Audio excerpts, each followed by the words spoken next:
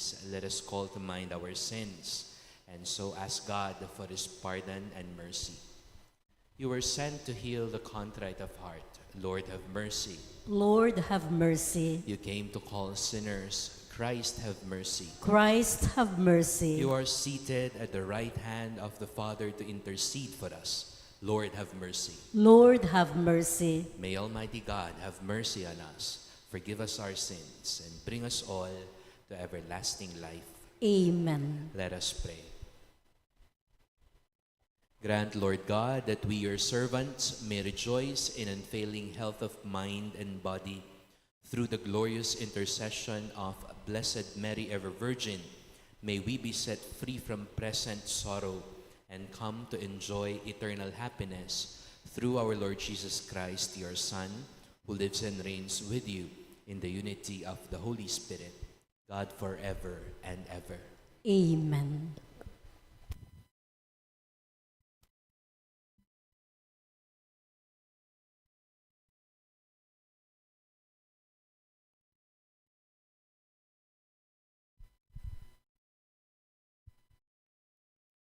A reading from the book of the prophet Daniel. Some men rushed into the upper chamber of Daniel's home and found him praying and pleading before his God. Then they went to remind the king about the prohibition. Did you not decree, O king, that no one is to address a petition to God or man for 30 days except to you, O king? Otherwise he shall be cast into a den of lions. The king answered them, the decree is absolute, irrevocable under the Mede and Persian law. To this they replied, Daniel, the Jewish exile, has paid no attention to you, O king, or to the decree you issued. 3 times a day he offers his prayer. The king was deeply grieved at this news, and he made up his mind to save Daniel. He worked till sunset to rescue him, but this man insisted. They said, keep in mind, O king, that under the Mede and Persian law, every royal prohibition or decree is irrevocable. So the king ordered Daniel to be brought and cast into the lion's den. To Daniel he said, may your God, whom you serve so constantly, save you. To forestall any tampering, the king sealed with his own ring and the rings of the lords the stone that had been brought to block the opening of the den. Then the king returned to his palace for the night. He refused to eat, and he dismissed the entertainers. Since sleep was impossible for him, the king rose very early the next morning and hastened to the lion's den. As he drew near, he cried out to Daniel sorrowfully, O Daniel, servant of the living God, has the God whom you serve constantly been able to save you from the lions? Daniel answered the king, O king, live forever. My God has sent his angel and closed the lions' mouths so that they have not hurt me. For I have been found innocent before him, neither to you have I done any harm, O king. This gave the king great joy. At his order, Daniel was removed from the den, unhurt, because he trusted in his God. The king then ordered the man who had accused Daniel, along with their children and their wives, to be cast into the lion's den. Before they reached the bottom of the den, the lions overpowered them and crushed all their bones. Then King Darius wrote to the nations and peoples of every language, wherever they dwell on earth, all peace to you. I decree that throughout my royal domain, the God of Daniel is to be reverenced and feared.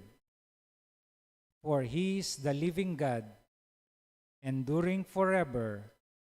His kingdom shall not be destroyed, and his dominion shall be without end.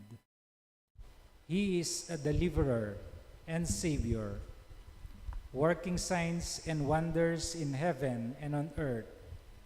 And he delivered Daniel from the lion's power. The word of the Lord. Thanks be to God. Let us respond to the verses with a psalm. Give glory and eternal praise to him. Give glory and eternal praise to him. Dew and rain, bless the Lord. Praise and exalt him above all forever. Give glory and eternal praise to him. Frost and chill, bless the Lord. Praise and exalt him above all forever. Give glory and eternal praise to him. Ice and snow, bless the Lord. Praise and exalt him above all forever. Give glory and eternal praise to him. Nights and days, bless the Lord. Praise and exalt him above all forever. Give glory and eternal praise to him. Light and darkness, bless the Lord. Praise and exalt him above all forever. Give glory and eternal praise to him. Lightnings and clouds, bless the Lord. Praise and exalt him above all forever. Give glory and eternal praise to him. Let the earth bless the Lord. Praise and exalt him above all forever. Give glory and eternal praise to him. We all rise for the Holy Gospel and sing the Alleluia.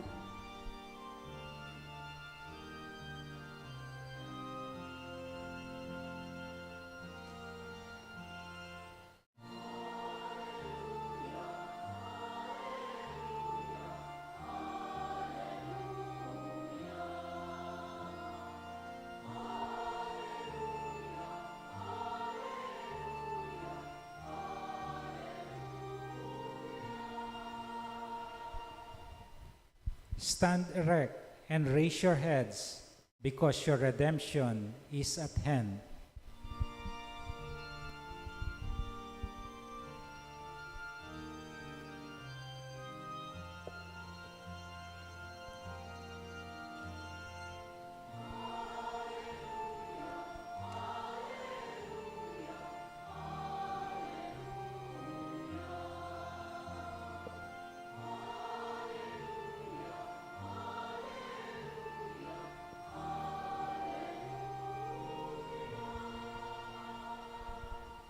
The Lord be with you. And with your spirit. A reading from the Holy Gospel according to Luke. Glory to you, O Lord. Jesus said to his disciples, "When you see Jerusalem surrounded by armies, know that its desolation is at hand. Then those in Judea must flee to the mountains. Let those within the city escape from it, and let those in the countryside not enter the city. For these days are the time of punishment, when all the scriptures are fulfilled. Woe to pregnant women and nursing mothers in those days, for a terrible calamity will come upon the earth, and a wrathful judgment upon this people. They will fall by the edge of the sword and be taken as captives to all the Gentiles.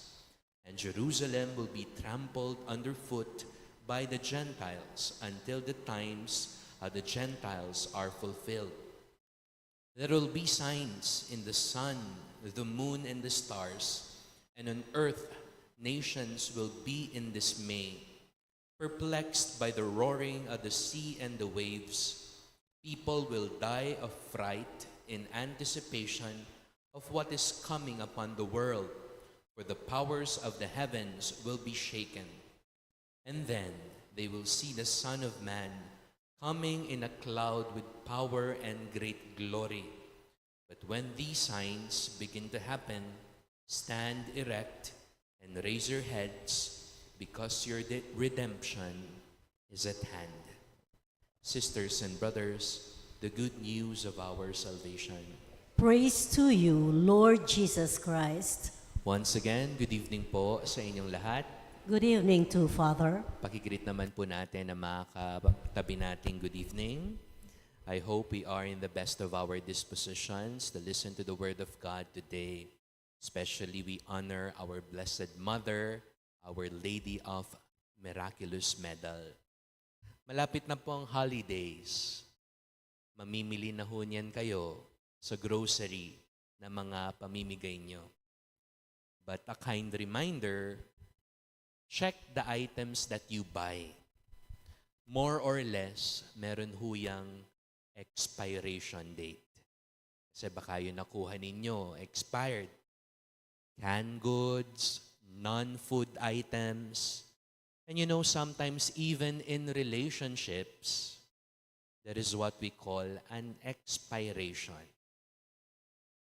The gospel presents to us today the truth that even this world will end. Meron rin ho siyang expiration. Sabi po ni Jesus, there will be signs. Nakikita ho natin ito sa pelikula, hindi ba? Yung mga end of the world films. Baka daw po magkaroon ng napakalaking baha, lalamunin ng mundo. O kaya meron daw matinding lindol at mababaon ang lahat. Or perhaps, uulan ng mga bituin mula sa langit. These are films, but reality tells us we don't know how the world will end. We don't know when the world will end. Isa lang ho ang alam natin. It will end at some point. May expiration. Kahit naman po yung buhay, hindi ba? May expiration. Question, Father, if the world ends, what could we do? What should we do? Ano po kaya yung pwede nating gawin? So for tonight, allow me to reflect on 3 important points regarding endings. First point, sabi po ng isang author, always begin with an end in mind. Mag-umpisa ka, nasa isip mo, kung ano yung nasa dulo. Ibig sabihin, live by thinking that everything has an ending. When we are conscious of this, my dear sisters and brothers, we will appreciate even the little things that we usually take for granted. Kasi po kapag marami yung oras, kapag alam ho nating marami pa tayong panahon, marami ka pang oportunidad, marami pa yung chances mo. Sometimes we fall into the temptation of taking things for granted. We call this procrastination. O tanya mo yan, bukas na lang siguro. Meron pa naman next year. Bata pa lang naman ako. Marami pang opportunities. And because of this, we don't appreciate the little things. Second point, there is a Latin saying, carpe diem. Yung iba po linalagay ito as their Facebook bio, no? Yung iba, may kilala ho ako, pinatattoo pa niya ito sa katawan niya. Carpe diem means seize the day. In short, wag mong sayangin yung panahon. Don't postpone what you can do today. Don't delay what matters. The best moment to do good is today. Not tomorrow, not next year, but always today. Kasi po ang hirap kapag wala na, kapag tapos na, kapag ubos na. Doon pa lang ho natin nakikita yung halaga. Don't make it too late for us to give thanks, to show appreciation, to say I love you, to hug, to listen, to spend time, to forgive, to let go, and to do what you want to do in life. Because at the end of the day, life is very short. Napakabilis lang ho ng buhay. Tignan ho ninyo, parang kahapon lang, sinisimulan natin yung 2025. But today, it's already the tail end of the year. Last point regarding endings is the truth that God will never abandon us. Kapag ho naririnig natin yung end of the world, nakakatakot po ito. When we speak of the future, yung mga mangyayari sa atin, maybe next year, days from now, months from now, years from now, may anxiety. Dahil hindi po natin alam kung anong mangyayari. But don't you forget, my dear sisters and brothers, in all of this, even in the unknown, God is present. We can face the unknown because God is known. We can seize the day because every day is held in God's hand. Sabi po ng gospel, when these signs begin to happen, stand erect, raise your hands, because you know redemption is at hand. Amen. Please all Please rise. rise. We bring all our prayers and petitions to the Father as we all pray together. Lord, hear our prayer. Lord, hear our prayer.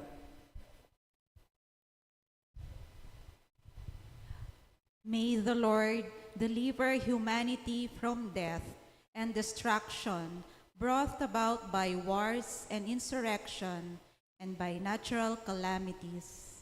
We pray. Lord, hear our prayer.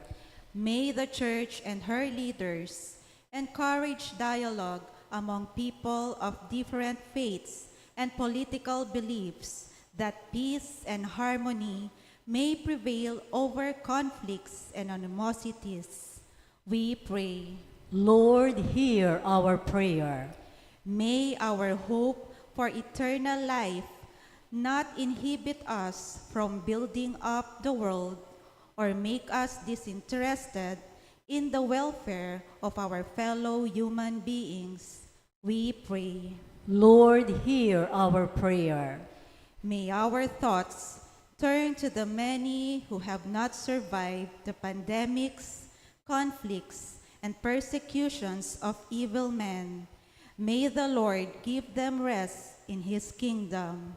We pray. Lord, hear our prayer.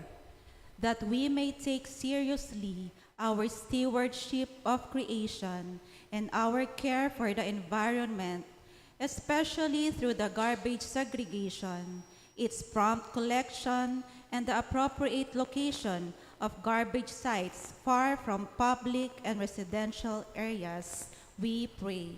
Lord, hear our prayer. May we see the second coming of Christ not as a day of doom, but a day of our redemption. We pray. Lord, hear our prayer. In silence, we now pray for our personal intentions. Lord God, we turn to you in the midst of life's torments. Through the intercession of the Blessed Virgin Mary, help us to go through this valley of tears until we arrive safely in your kingdom through Christ our Lord. Amen.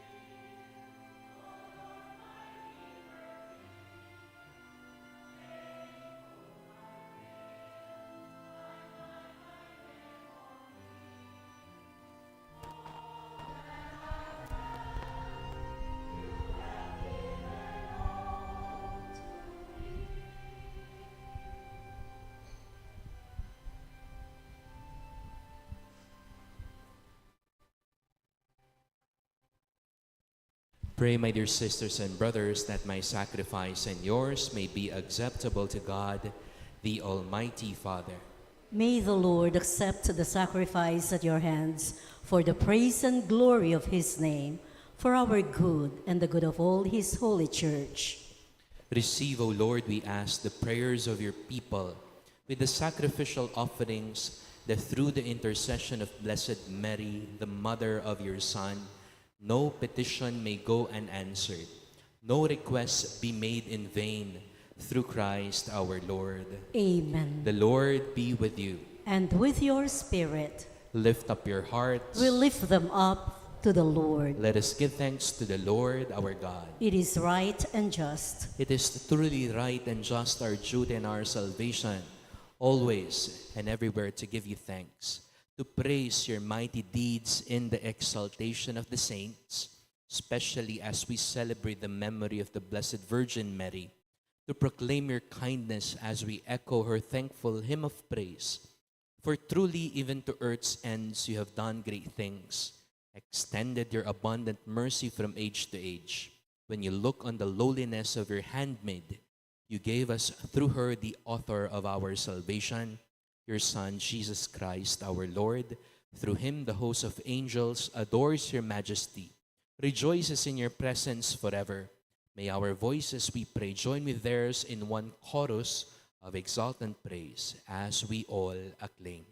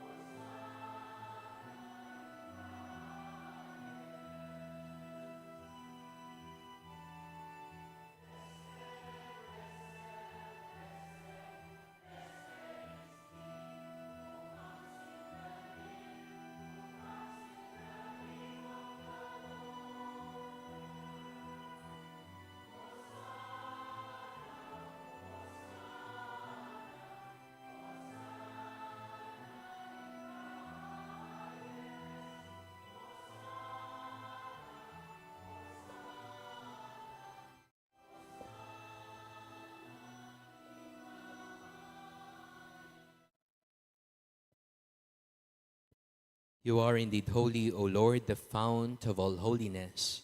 Make holy, therefore, these gifts, we pray, by sending down your Spirit upon them like the dewfall, so that they may become for us the body and blood of our Lord Jesus Christ. At the time he was betrayed and entered willingly into his passion, he took bread, giving thanks, broke it, gave it to his disciples, saying, "Take this, all of you, and eat of it, for this is my body, which will be given up for you."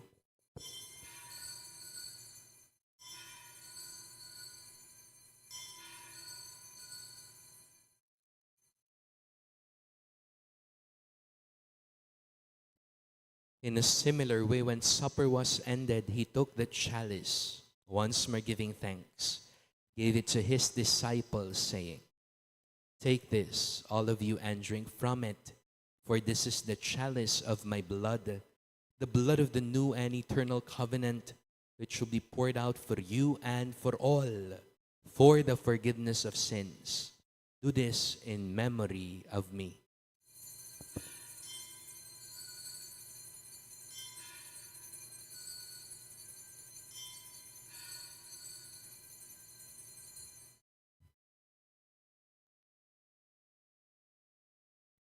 The mystery of faith.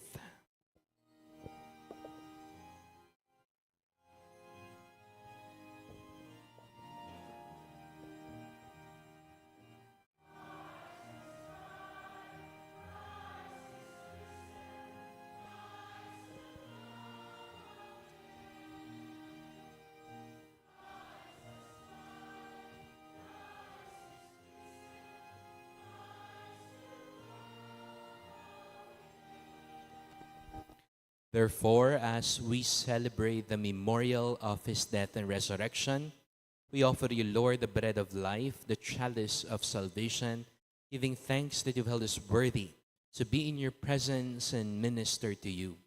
Humbly we pray that partaking of the body and blood of Christ, we may be gathered into one by the Holy Spirit. Remember, Lord, your church spread throughout the world and bring her to the fullness of charity, together with Leo, our Pope, Florentino, our Bishop, and all the clergy. Remember also our brothers and sisters who have fallen asleep in the hope of the resurrection, and all have died in your mercy. Welcome them into the light of your face. Have mercy on us all, we pray, that to the Blessed Virgin Mary, Mother of God, Saint Joseph, her spouse, the blessed apostles, Saint Jude Thaddeus, and all the saints who have pleased you throughout the ages, we may merit to be co-heirs to eternal life and may praise and glorify you through your Son, Jesus Christ.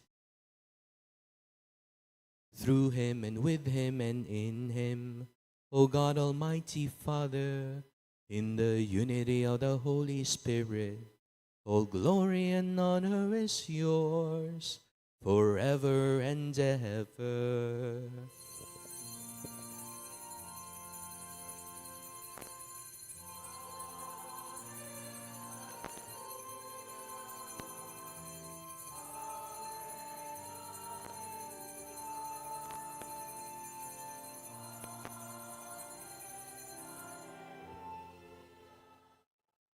Gathering our prayers and praises into one, we call God our Father.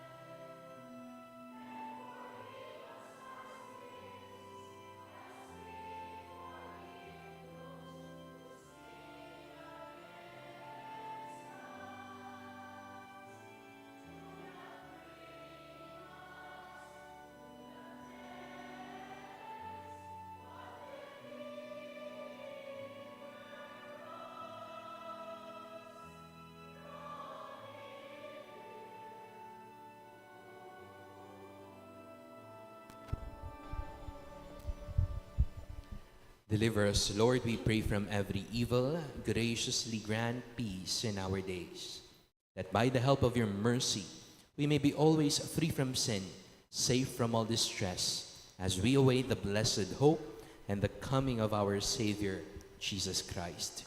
For the kingdom, the power, and the glory are yours, now and forever. Lord Jesus Christ, who said to your apostles, "Peace I leave you, my peace I give you," look not on our sins, but on the faith of your church. Graciously grant her peace and unity in accordance with your will, who live and reign forever and ever. Amen. The peace of the Lord be with you always. And with your spirit. Now we offer one another the sign of God's peace. Peace be with you.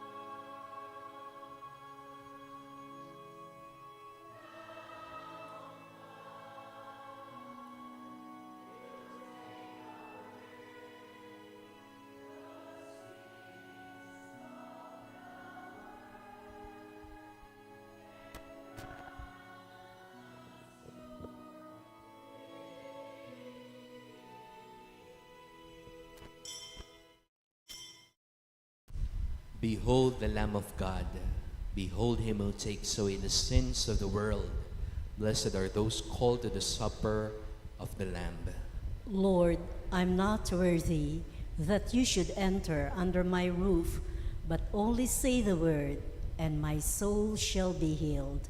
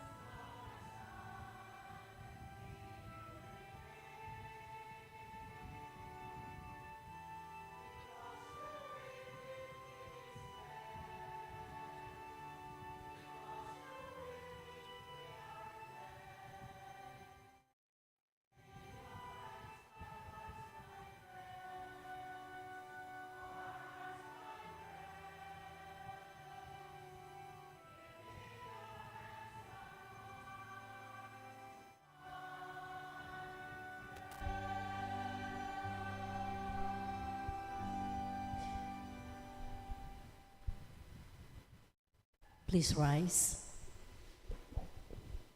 Let us pray.